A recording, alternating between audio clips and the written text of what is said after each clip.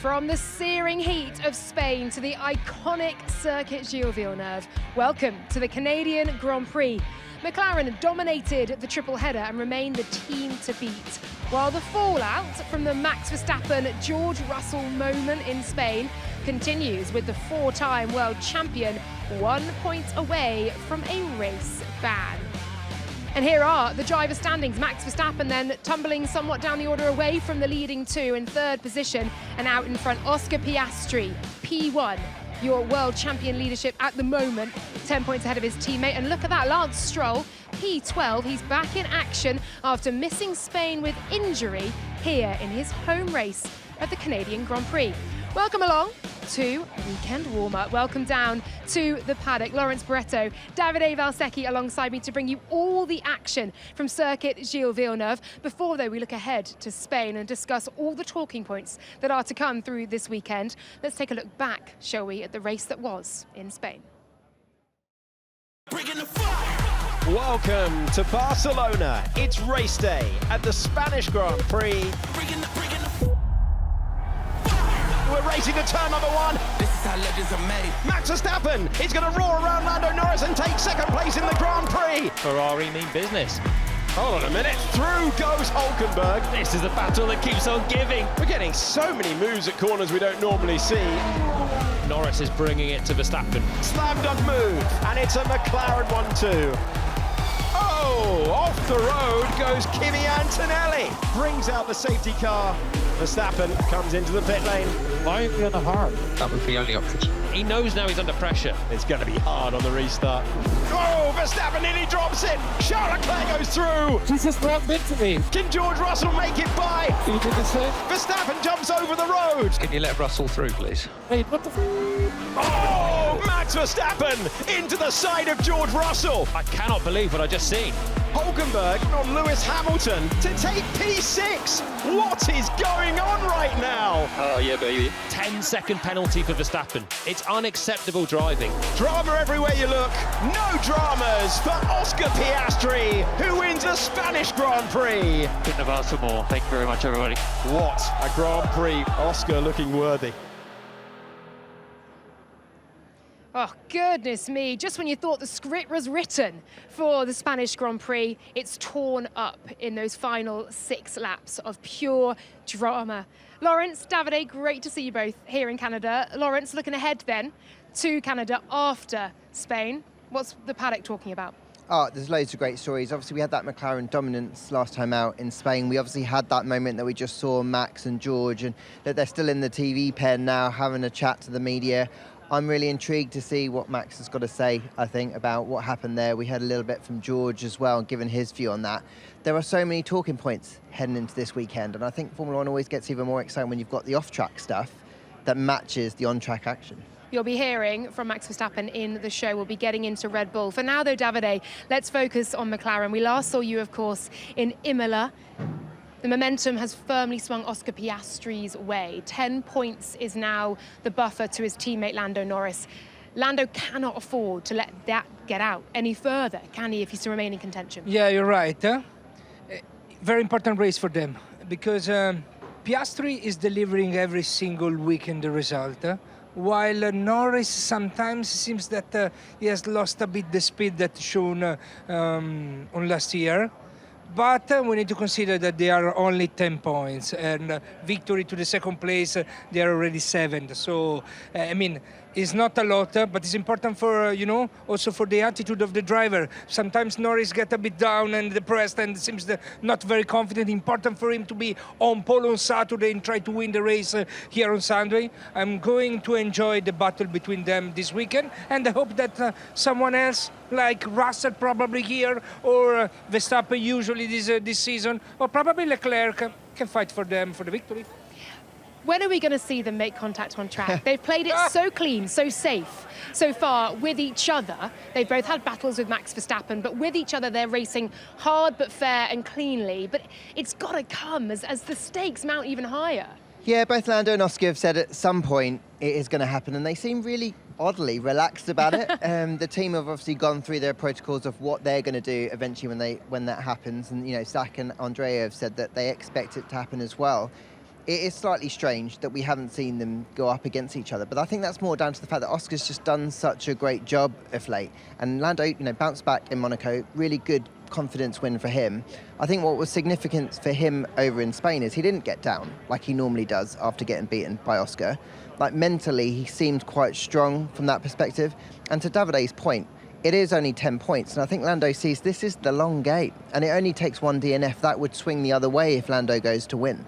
So I think the way that Lando handled that defeat in Spain, moreover than the other defeats he's had this year, are significant. But there will come a point when they're going into turn one. Let's wait, could be here, where they are fighting for the same piece of track. And one of them, when it's getting spicy, is going to have to not give way. But equally, if there's a Lando Norris DNF or a finish outside the points, suddenly true. with an Oscar Piastri win, that's a 35-point lead. That's more than a race win. It kind of feels like the swing at the moment is really crucial between those two drivers, and it's a battle that we are going to focus on this weekend. As Lawrence mentioned, teams drivers are talking to the press today, of course, on Media Day on Thursday. The McLaren drivers are currently doing that right now, so we actually can't play those interviews in for you. We'll bring them to you tomorrow through the course of the weekend. Right now, though, let's hear from them post-Spain. This is after the Grand Prix last time out. Oscar, congratulations. Looked like you managed that one perfectly out there today. More or less, I guess. Obviously a great start and good first stint meant that I could set up the rest of the race a bit easier. Getting through all the traffic was really tough, and the dirty air from 3 seconds, 4 seconds back starts to already make a big difference, and I felt like it was difficult to get through that at points, but I feel like when I needed to push and unleash the pace, then I could do a good job. And obviously the safety car at the end, I felt like I managed that pretty well, and then I knew I had the pace, so a good weekend. Lando, an eventful afternoon out there, the late safety car to contend with as well. P2 at the end, can we get your assessment on that? I'd say a reasonably straightforward race, but I've been a bit more interesting with Max doing the three-stop. His pace was pretty strong, to be honest, and that was it. I try to catch up to Oscar at certain points, but as soon as I get within 4 seconds, the dirty air just starts to hurt too much. So then you kind of get hotter tires, you start to lose downforce, you push a bit more, you slide more, and it's just a bit of a horrible spiral. So, nothing much. I think the pace was strong, just dirty air hurts too much. What do you take from the weekend as a whole? I know after qualifying yesterday, you said there were just a couple of little things you wanted to tidy up. So what do you take from this weekend as a whole? I mean, still a good weekend. I lost out to the better guy this weekend. He performed yesterday, and that gave him the advantage today. So nothing more than that. I know where I need to improve. I know what I need to do better. I feel confident that I can do it, but can't win them all, as much as I want to. It takes time to progress, and that's what I'm working on. Thanks, Lando. You can't help but notice there a slight difference in demeanour, and understandably so, of course. One man is P1, the other is P2. One man leads by 10 points, the other is 10 points behind. How does Lando Norris, therefore, Lawrence, react here? I think he'll take a lot of confidence way back from his performance in Monaco. I think he kind of hinted at it, even though his demeanour didn't back what he was saying up, in that he did the best that he could on a weekend where he knew he wasn't the better driver, or he was beaten by the better driver. And I think that's probably what this championship's going to be decided on. It's on your bad weekends, how well can you kind of rack up the points and do the best job possible. I think Lando will feel that he is still the best driver in this field and that he can get on top of Oscar. What he's got to do is obviously hit straight back. He's got to iron out those little details that Mike was asking about and try and find a way to start in front of Oscar. Because I think as soon as he does that, he has that confidence and that air of lift about it to try and do the better job. I think Laura and Lawrence, that qualify will be crucial for them. We never saw during the season an overtake made by them between each other in the track. Seems that every time one of the men qualify in front of the other, seems that he has a huge advantage. The race swapped during the position swap during the race in Miami because he had a bad start. Norris fighting with Verstappen, but crucial will be the qualifying, and the pressure for Saturday is going to raise up. OK, we'll move on to Red Bull now, of course. We're expecting Max Verstappen, as ever, to be a contender, but he may well have to change his approach. 1 point off a race ban, and even if he does last until the end of the month, he'll be 3 points away from a race ban until October 27th. So a lot of racing to come for him to not pick up any more penalty points if he's not to serve a race ban. Let's take a look, though, at the incident in more detail, at what has brought us to this position here.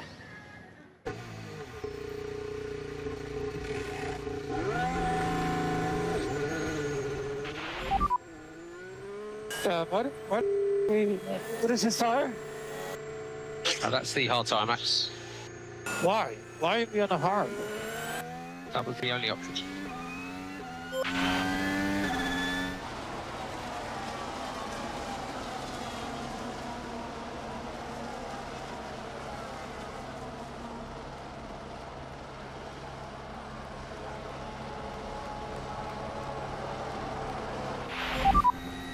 Max, can you let Russell through, please? Let Russell through. No, I was ahead. Wait, what? My advice is to let him through. Wait, I was ahead. He just ran me off the road. But that's the rules.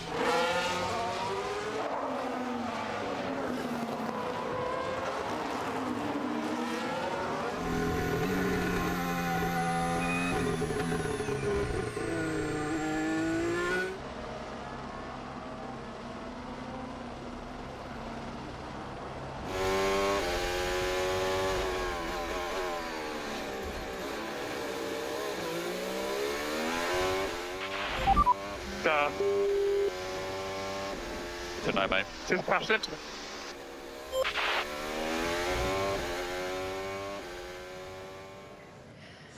All right, then. There's Max Verstappen in the garage now, sitting back in the car. A brand new weekend, a fresh outlook for him as well.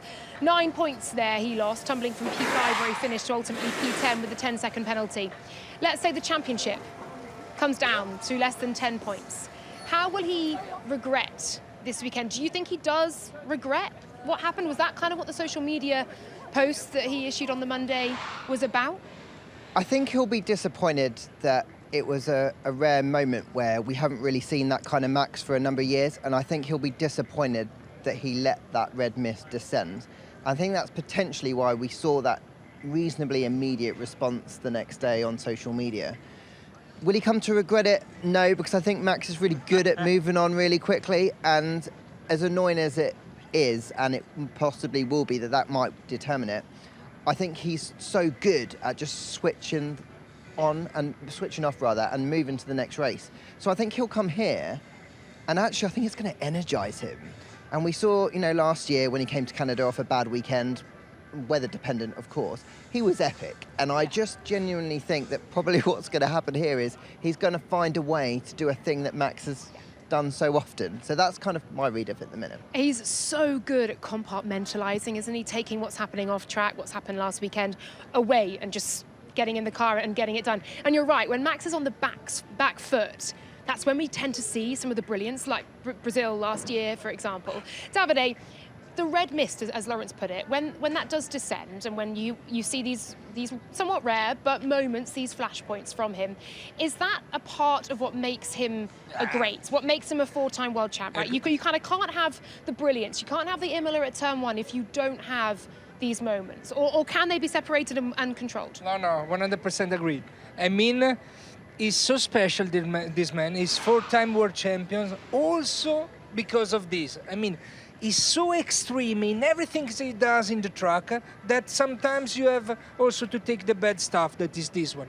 Probably now he regretted it, but if we consider, probably he did it also because if it was Russell. I think with Russell, yeah, something special. That is my personal thought. I mean, against Alonso, probably didn't happen this chaos. With Russell, take it back, Russell. I don't know why, but probably with him there is this kind of relationship.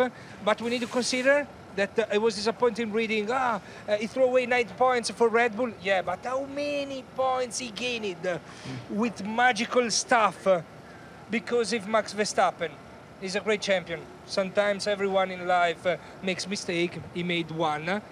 That from my point of view on TV, Wow, it was an amazing battle. It was a great fun. Yeah, bad boy Max Verstappen, but it was amazing. It made for a very entertaining final 6 laps. Like, wherever you look at it, we certainly were glued to it.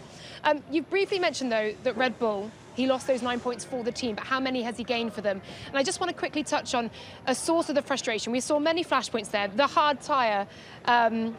There goes Max Verstappen. The hard tyre, of course, that was put on the car. The moment with Charles Leclerc, then the moment with George Russell. It was building and building. Is another source of frustration more of an overarching issue in that he is operating as a sole driver for Red Bull at the moment. The second seat isn't quite there with Yuki Tsunoda. He's operating on his own. And, you know, the salt in the wound from the whole weekend, he never had to give the place back at all. So it was an operational issue as well. Yeah, I think to Davide's point, Max has carried the team in a really positive way for a long time. And I think mentally that will obviously put a strain on you. And I think the fact that we saw him snap effectively shows that he is human. But I do think it was that build-up. We heard the frustration in his voice when he saw the hard tyres. He knew what word of pain he was going to be on at that restart, as we saw. Probably the team underestimated the trouble at the pit stop. I mean, having the hard, Max Verstappen realized immediately, come on, why hard compound? Probably the team underestimated the trouble that the driver has at the restart with the hard compound. And we saw how hard it was, right? Almost lost the car. Incredible car that control save was unbelievable. to catch it. Yeah. And at that point, he's probably gone, well, I told you so, guys. Yeah. I told you that this was going to happen. Then obviously he had to yield the place because the team asked him to do, which, as we found out later, he didn't have to do.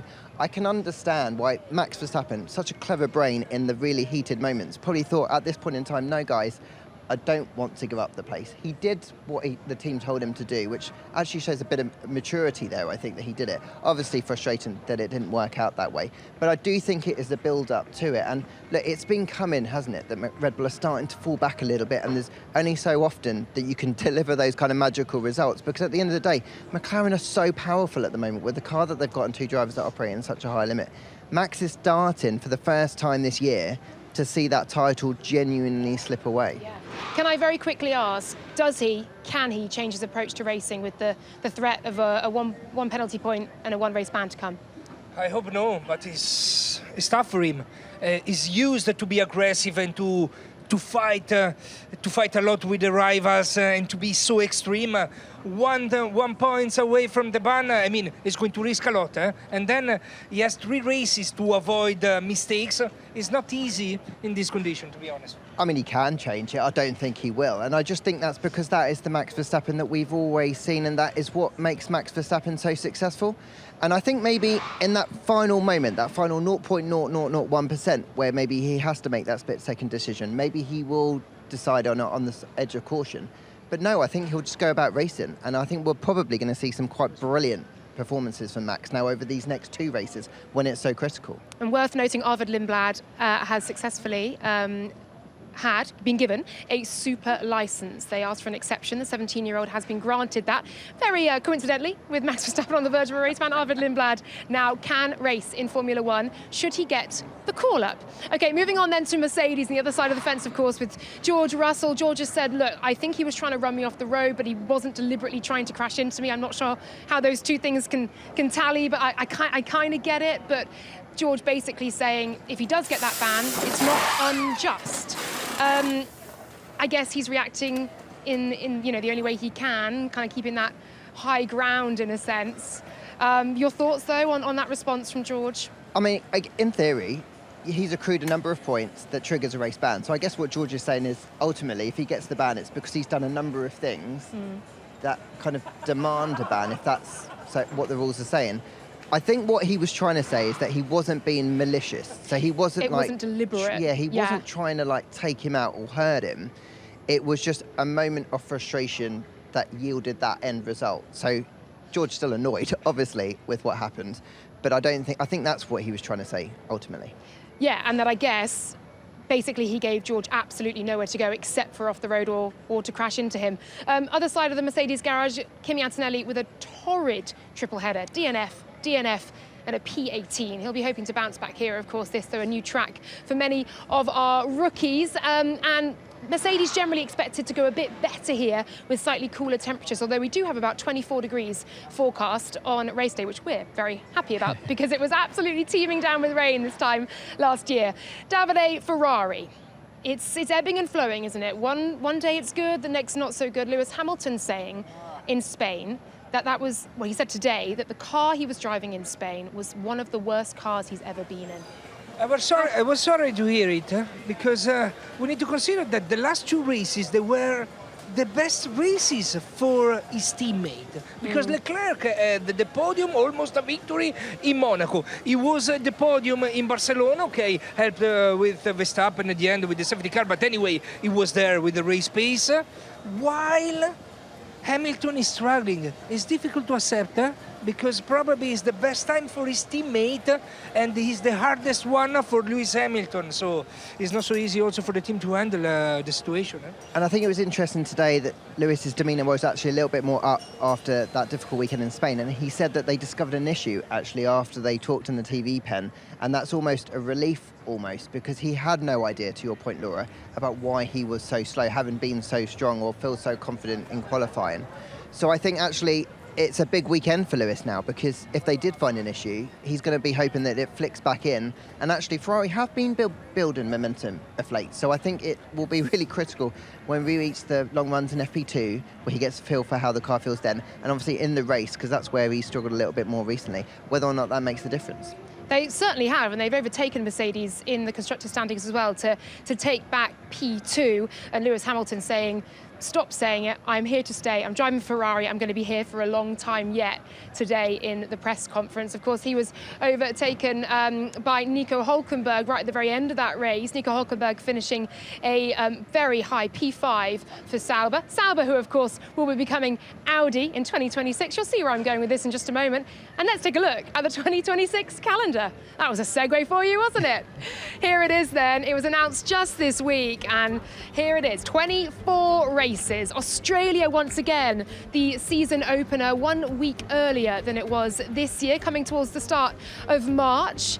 Canada, as you can see, has moved a few weeks earlier, just comes 1 week after Miami. That, of course, for sustainability reasons, to avoid transatlantic crossings, making sure all the freight stays on this side of the pond before we head into a self-contained European summer from Monaco all the way through to Spain. Yes, a second Spain, and that is the brand new race in Madrid, a street circuit.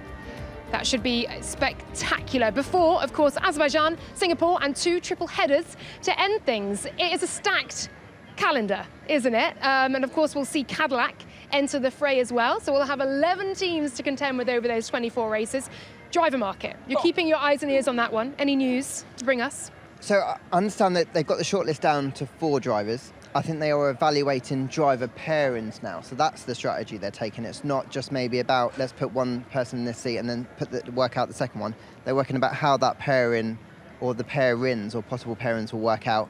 I still think the front runners are the ones with experience. So I still think it's Checo. I still think it's Valtteri Bottas. I think those are the ones that General Motors are thinking makes the most sense to help them hit the ground running, because they've got a lot of work to do. But they've not made a decision yet. So, you know, Checo, Valtteri, etc., they've got to wait and see. They've all got it still to play for as well. I've seen Joe, Drugovich, Schumacher's name. Schumacher. Yeah, all in the mix. Davide, then your thoughts on the calendar, which you can see up on the screen now. I'm interested to see Madrid also, because new circuit, street circuit. So sometimes the new circuit that they just built, they are very spectacular. We saw Las Vegas, what a show every time. So many overtakes at this long straight. So I'm interested to see how it's going to be the race there, also because it's the new one. So. And as you saw as well, Canada, of course, a few weeks earlier into May. We may well see a bit of weather during the Grand Prix for next year. Let's take a look, though, at what makes this place so special. This is Formula One in Montreal. It is the Circuit Gilles Villeneuve. This has the potential to be very special. And the Canadian Grand Prix is go! This is Formula One at its absolute finest. Into the wall and out of the race! Oh, spin there! Extraordinary! That was a hell of a race. He gets close! You just came on a track so dangerous. Yeah, copy this. weather on it. They are stealing the race from us. It is one of Formula One's favourite stops on the calendar. Max Verstappen wins the Canadian Grand Prix. Yes, what a race, guys.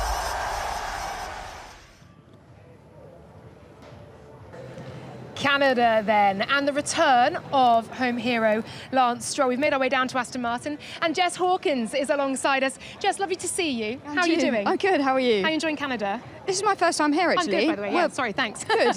First time here. I've been here before, but never to the race, yeah. So, oh, magic. Yeah, it's great so far. And look, Lance Stroll is back within the team. How's the dynamic in there? How's he doing? Obviously, of course, we're very happy to have him back. I think after, the operation, it's great that he's bounced back so quickly, and probably with that extra motivation of his home race.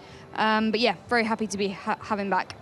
And I think motivation, the key word there, because he had an operation mere days ago. You would not catch me jumping back in a Formula One car. What does it take to drive, you've driven a Formula One car. What does it take to drive these cars when you're at the peak of your physical performance, let alone recovering and physically having to use your wrist, a contact point with the car? Yeah, well, I think it just shows the resilience and motivation for him to get back.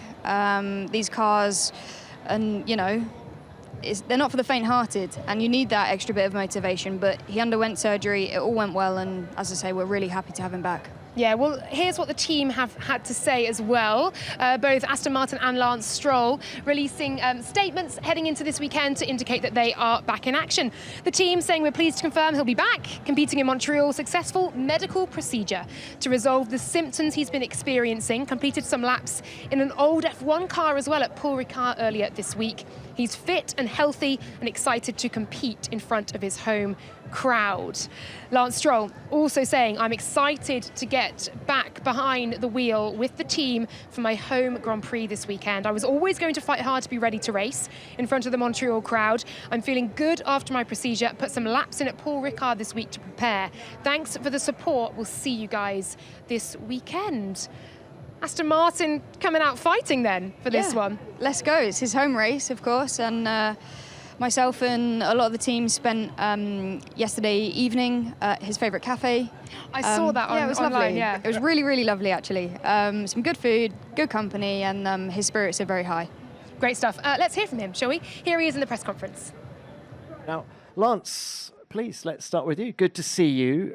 Health update, first of all. How's the wrist? Thanks. Yeah, it's good to be here. It's good to be home, racing in Montreal, and wrists are feeling good. Now, we've been told by the team that there was a procedure that took place after the Spanish Grand Prix. Just how confident are you that there won't be a recurrence of the problem that you suffered last time out? Pretty confident. Should be good. Why do you say that? I mean, is it because you tested the car at Paul Ricard this week and it passed the test? Yeah, just because it was bothering me for a few weeks over Imola, Monaco.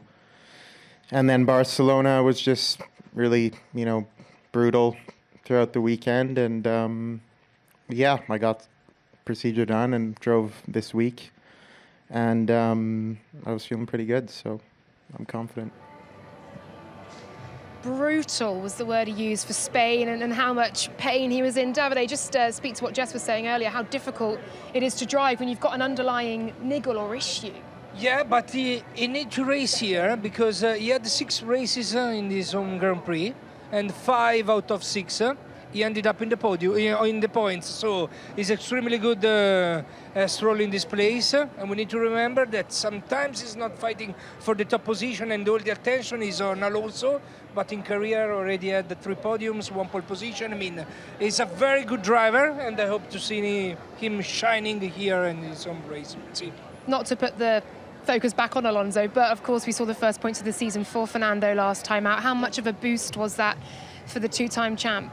Of course, I don't think it's any secret that we haven't been where we wanted to be this season, but certainly in the last few races we have seen that step up in performance.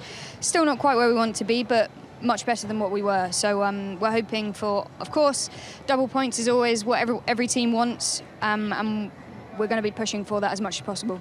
And Jess, F1 Academy, of course, is here this weekend as well. They're making their debut here in Canada. Maya Vug leading the standings 1 point ahead of Dorian Pain, and then rookie Alicia Pomowski also up there in P4. What's impressed you so far in the F1 Academy lineup, and what do you expect from them this weekend? Well, it's very close, isn't it? Especially at the top of the championship, it is very, very close, and it's great to see those close battles. It's really showcasing the performance of these young girls, and I don't think maybe people were perhaps expecting the competition to be quite so good and how fiercely competitive it is. And, you know, these drivers with the helmets on, you wouldn't know they were females, and the racing is just exceptional. So a new circuit for the girls this weekend. I don't think any of them have been here before, and that normally levels out the playing field quite a lot. And I think that will really pay dividends to those that have worked very hard behind the scenes on the simulator, been putting the hours in. Our young driver, Tina, I know that she's been doing that. So let's hope for her best result of the season so far. Yeah, good luck to Tina this weekend. I know you're such a mentor for her. Davide, you went on a track walk earlier on. What makes this track unique, special, so difficult, challenging? Some key places, some corner that made the history of Formula One, some places where there's no room for mistakes. Last chicane, hitting the curb at so high speed, jumping like that with the Formula One, and then the wall of the champions waiting for you if you make any mistakes. So I think it's special because it's so difficult and there's no room for mistakes. It's going to be a wild race. That is the feeling. I also think that the characteristics of the circuit are really quite different to the circuits that we've been to recently, so could be in for some surprises. I think you have to have high confidence around here for that wall, you know, the final corner. I think it will favour the brave. And Lawrence, out of these teams, those we haven't perhaps mentioned so far, who do you think is going to go well, who may have a bit of work to do? Well, aside from Aston, I think that's a large reason why I think Lance wanted to come back. Fernando was saying earlier that, you know, they've run well here and traditionally, so they'll have confidence. I think teams like Williams, Alex Albon's always run well here, did a load of overtakes around here. I think they'll feel like they'll be able to make a step forward after a difficult weekend in Spain. And actually, I think Mercedes would have a really strong weekend. You know, they were so good around here, both in wet and dry conditions last year. Obviously, George got that pole. So I think they're really going to be ones to watch out here. Yeah, I think a lot expecting them to step back into contention, perhaps take it to Ferrari once again. Jess, thanks so much for your insights. Thank you very much for joining us as well. Let's take a look at the schedule then for this Canadian Grand Prix weekend. And here it is, round 10 in Canada.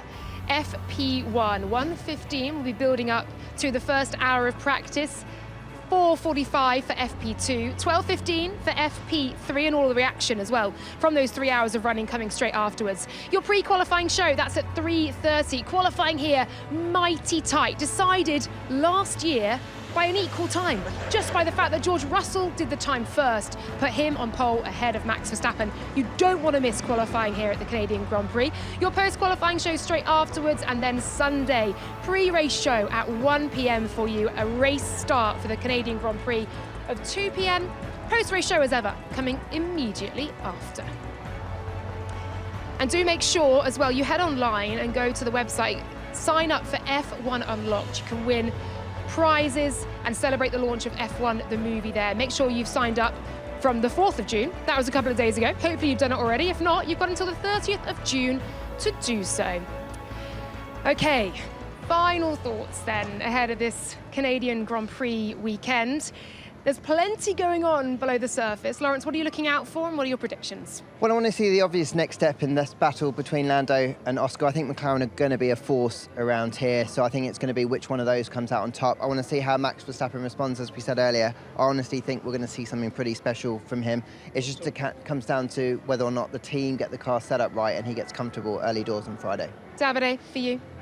I'm looking for the race because last year I would like to remember that we saw the best move and the best overtake of all the season long. Albon took 2 places at the break of the last corner on not 2 average driver, on Ocon and Ricciardo. So it was a mega one, and I look forward to enjoy this race. Go on then, predictions please. I think it's going to be a Lando, Oscar, George podium. That was my prediction. Oh, sorry. Go on, I'll say Oscar, Lando, George, just to be different. Davide, for you? I don't know. I think Norris, we needed him to come back, so I think Norris for everything, for the victory. And then I would like to see Red on podium, so I don't know. They were on podium with Leclerc in the last 2 races. I hope for Hamilton to come back. So. Well, he loves this track as well. 6 poles, 7 wins around here, equaling Michael Schumacher's record. So you never know, Davide. Come on. They know you're here. Ferrari may just pull something out of the bag. Thank you both so much for all of your thoughts ahead of this Canadian Grand Prix weekend. Thanks to Mike Seymour as well, asking some of the questions in the pen earlier on today. That's it for weekend warm-up. Consider your weekend well and truly warmed. And it is relatively warm here in Canada as well. Let's hope the sun continues to shine through the weekend and join us tomorrow for practice. We'll see you then. Bye-bye.